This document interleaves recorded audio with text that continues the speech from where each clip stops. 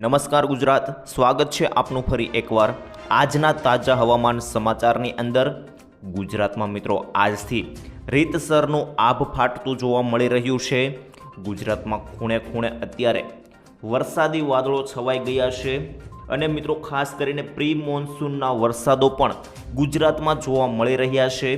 ખાસ કરીને ગુજરાતે અત્યારે કડાકા ભડાકા સાથે પ્રી મોન્સૂનના વરસાદો ઘણા જિલ્લાઓમાં જોવા મળી રહ્યા છે। ખાસ કરીને આપણે એ જાણવાનું છે કે કયા કયા વિસ્તારોમાં કેટલો વરસાદ પડવાનો છે। તો મિત્રો ખાસ કરીને તમને હું લાઇનસર એક ટોપિક સાથે બતાવી દઉં તો કઈ કઈ વસ્તુ વિશે આપણે આ વિડીયોની વાત કરવાની છે તેને લઈને વાત કરી દઉં।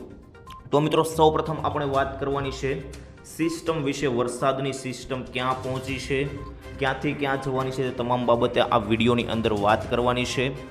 ત્યાર પછી મિત્રો બીજી વાત આપણે એ કરવાની થશે કે કયા કયા વિસ્તારોમાં કેટલો વરસાદ જોવા મળશે તે ગામના નામ સાથે તમામ વાત આ વિડીયોની અંદર કરવાની થશે।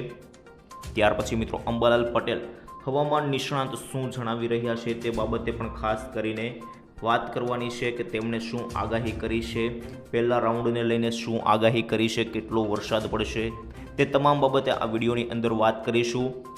ત્યાર પછી મિત્રો ચોથી વાત આપણે ઉનાળાની વિદાય અને ચોમાસાની શરૂઆત એટલે કે મિત્રો ઋતુ પરિવર્તન વિશે વાત કરવાની થશે કે કઈ ખાસ કરીને ક્યારે ચોમાસું જે છે તે વિગતવાર રીતે બેસી જાય છે પાકા પાયે તે તમામ બાબતે આ વિડીયોની અંદર વાત કરવાની છે।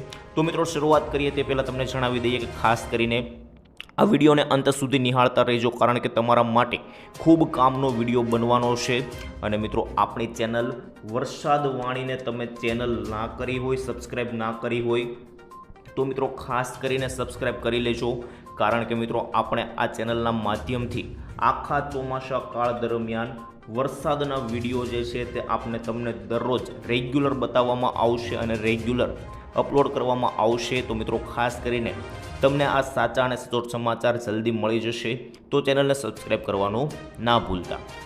તો મિત્રો હવે આપણે વાત કરીએ, શરૂઆત કરીએ સિસ્ટમને લઈને। સૌપ્રથમ તો ચોમાસાની સિસ્ટમને લઈને ઘણા નકશાઓ જે છે તે મિત્રો આપણી સામે આવ્યા છે, ફોટાઓ સામે આવ્યા છે તો તે માહિતી સૌપ્રથમ મેળવી લઈએ। ત્યાર પછી તમને એકોએક ગામના નામ અને વરસાદની માહિતી આપવાની છે।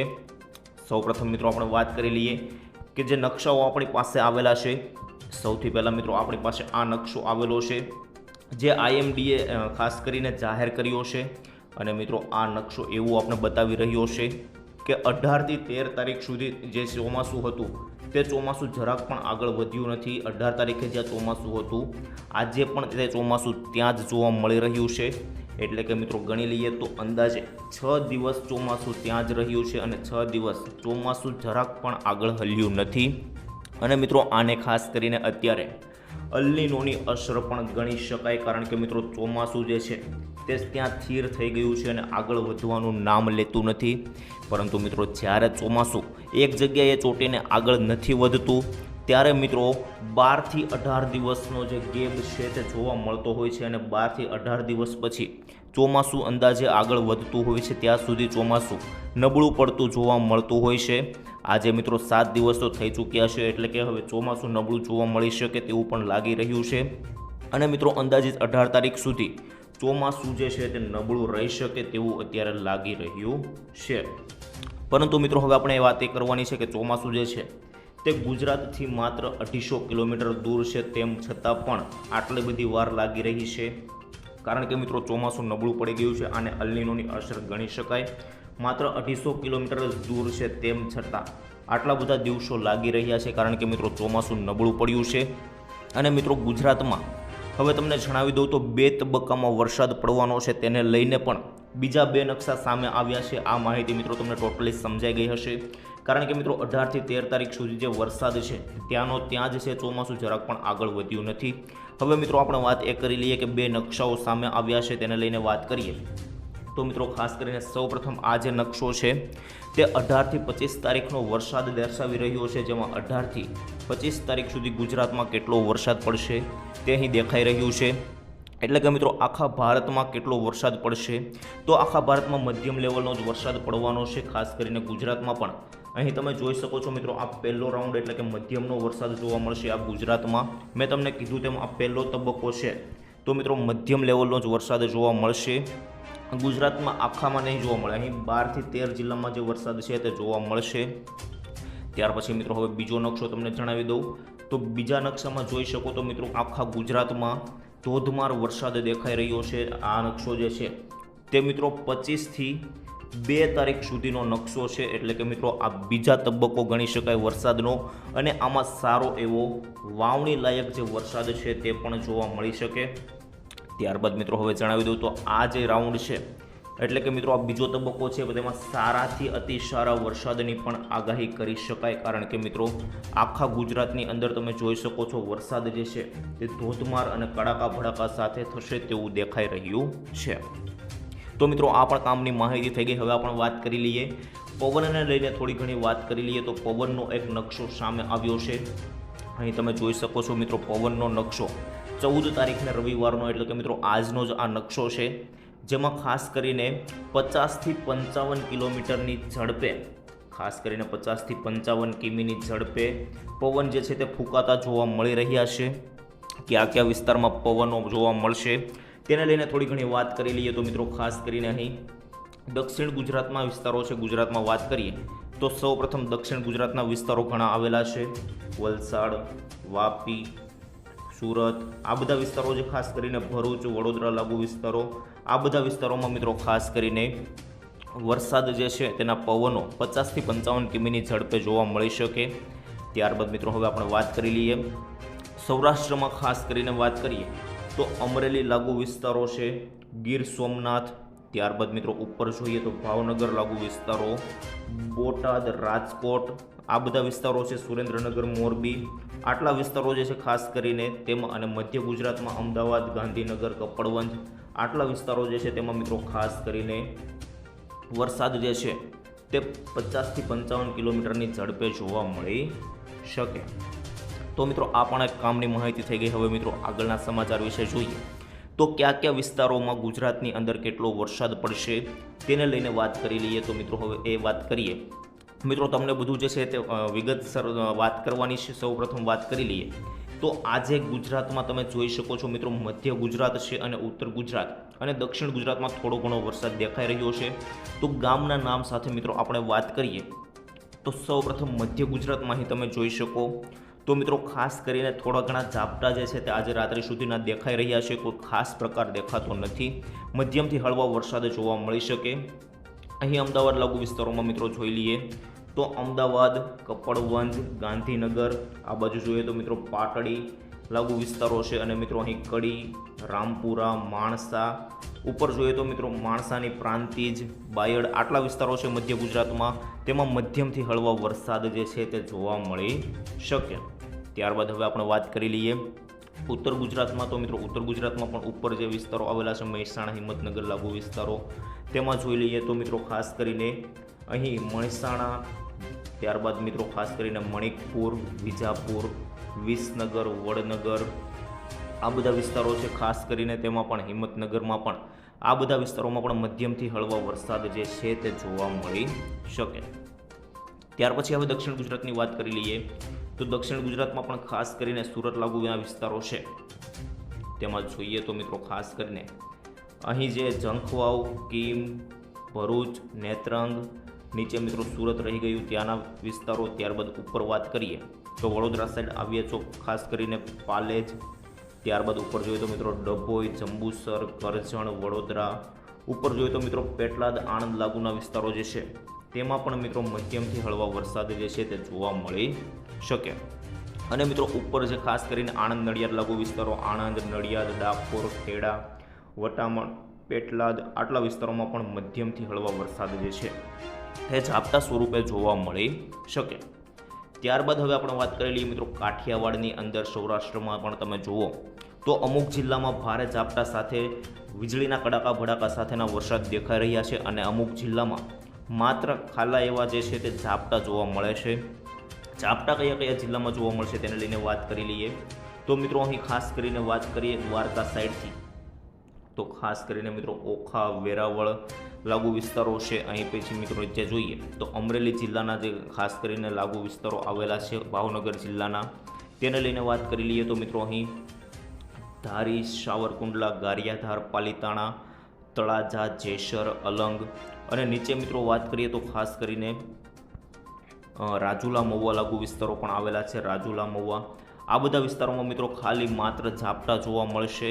અહીં આટલા વિસ્તારો છે અમરેલી, ભાવનગરના, તેમાં ઝાપટા સ્વરૂપે વરસાદ જોવા મળી શકે.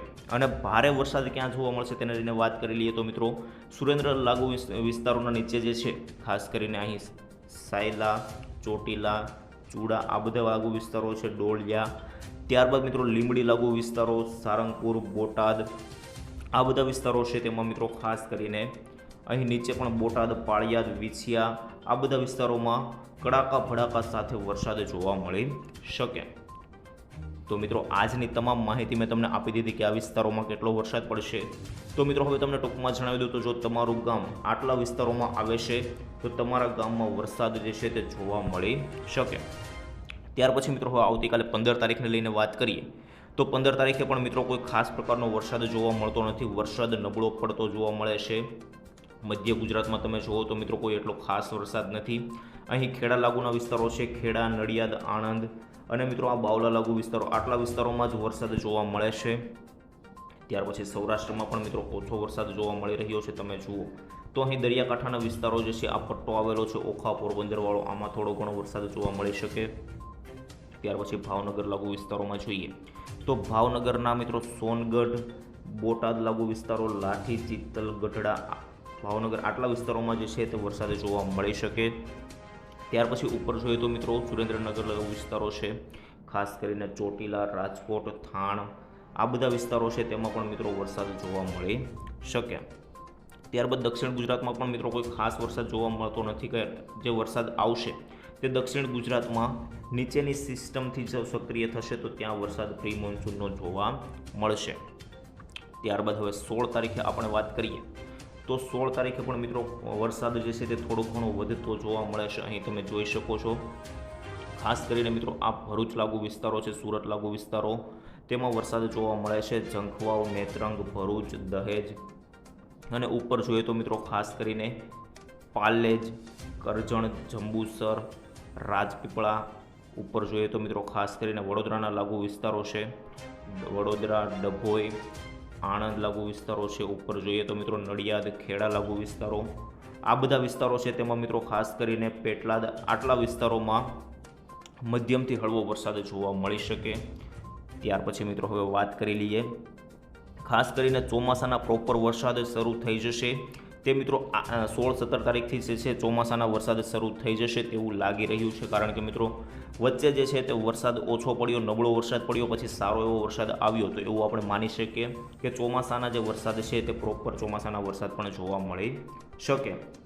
તો મિત્રો આટલા વિસ્તારો છે. ખાસ કરીને સૌરાષ્ટ્રમાં પણ મિત્રો તમે જુઓ તો સૌરાષ્ટ્રના વિસ્તારો વિશે તમને વાત કરી દઉં તો સૌરાષ્ટ્રના ભાવનગર લાગુના વિસ્તારો છે, ખાસ કરીને ભાવનગર, સોનગઢ, વલભીપુર, લાઠી, ગારિયાધાર, પાલીતાણા, અમરેલી, ચિત્તલ આટલા વિસ્તારોમાં ખાસ કરીને મિત્રો વરસાદ જોવા મળી શકે તેવું અત્યારે લાગી રહ્યું છે. તો મિત્રો ખાસ કરીને 16 તારીખના પણ મેં તમને તમામ સમાચાર આપી લીધા. પછી મિત્રો હવે 17 તારીખના પણ તમે જુઓ તો ખાસ કરીને વરસાદ જે છે તે સૌથી વધારે જોવા મળતો હોય તેવું લાગી રહ્યું છે કડાકા ભડાકા સાથે. તો મિત્રો 17-18 તારીખે આપણે એવું માની શકીએ કે આ વરસાદ ચોમાસાનો પાકા પાયે હોઈ શકે.